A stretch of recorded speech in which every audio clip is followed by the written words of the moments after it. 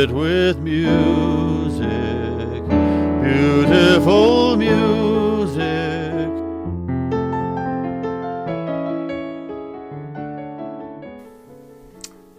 Hello, I'm Fred Miller, and this is yet another lecture in song.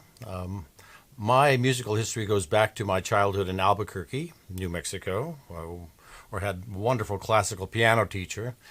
And then I turned 13 the very day the Beatles arrived in America, so that was my teen years until I was about 18, at which time I hitchhiked with a friend from New Mexico to the Woodstock Festival. I'm even in the poster. But that was it for rock music, and I traveled around the country a bit, did a little bit of college, and that was it. Settled in Greenwich Village. And somewhere along the line, somebody gave me an album of Ella Fitzgerald singing Cole Porter.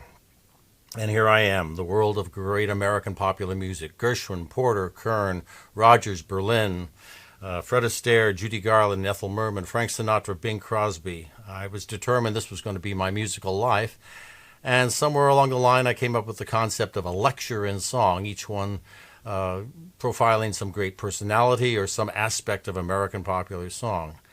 And I started with 6 programs, and now to date I have 75 different programs, each one of which can be seen and described is described at fredmillermusic.com. My program here is certainly one of the very first ones I ever did, because if there's a household name or names in American popular music, it certainly is Rodgers and Hammerstein. These are two guys who each of one had very distinguished careers before they actually started working together.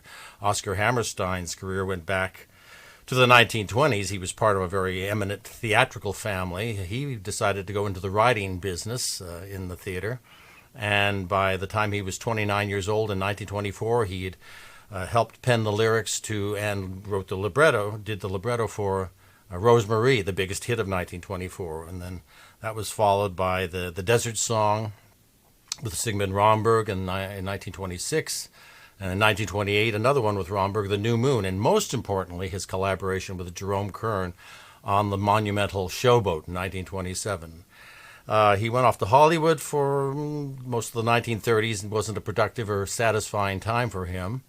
And he came back to New York in the early 1940s, wrote an American version of Bizet's Carmen Jones, bought a place in Doylestown, Pennsylvania, a farm there, and then I think was just wondering what was coming next. He wanted to do something different. And then he got a phone call, while he was in Doylestown at his farm from Richard Rodgers. Rodgers was down in Philadelphia for some rehearsal of the other.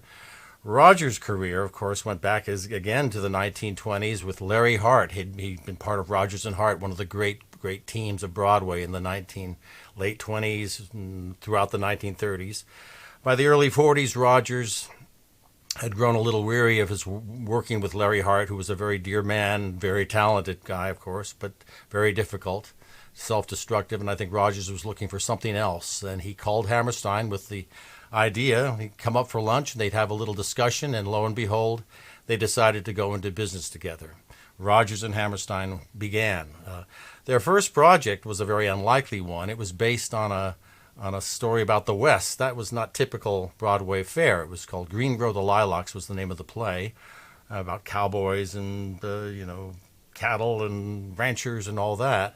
And so it was a little difficult for them to raise the money for this project. It was just not your typical fare at all. It was needed $100,000, and apparently anybody who had the foresight or was crazy enough, if they'd given Rodgers and Hammerstein $1,000, 1% of that project, they would have tapped into a gold mine. So now jump ahead to March 31st, 1943. The curtain goes up on a half-empty house, and you see just a cornfield and an old lady sitting on a porch churning butter. And this is the material that Hammerstein was working with. This is from Green Grow the Lilacs. It's a radiant summer morning several years ago, the kind of morning which, enveloping the shapes of earth, men, cattle in the meadow, blades of the young corn, streams, make them seem to exist now for the first time, their images giving off a visible golden emanation that's partly true and partly a trick of the imagination, focusing to keep alive a loveliness that may pass away. While working with that material, This is what Hammerstein came up with for the stage. All you hear is a cowboy off stage singing, "There's a bright golden haze on the meadow. There's a bright golden haze on the meadow. The corn is as high as an elephant's eye, and it looks like it's climbing clear up to the sky. Oh, what a beautiful morning. Oh, what a beautiful day. I got a beautiful feeling. Everything's going my way. Oh, the cattle are standing like statues.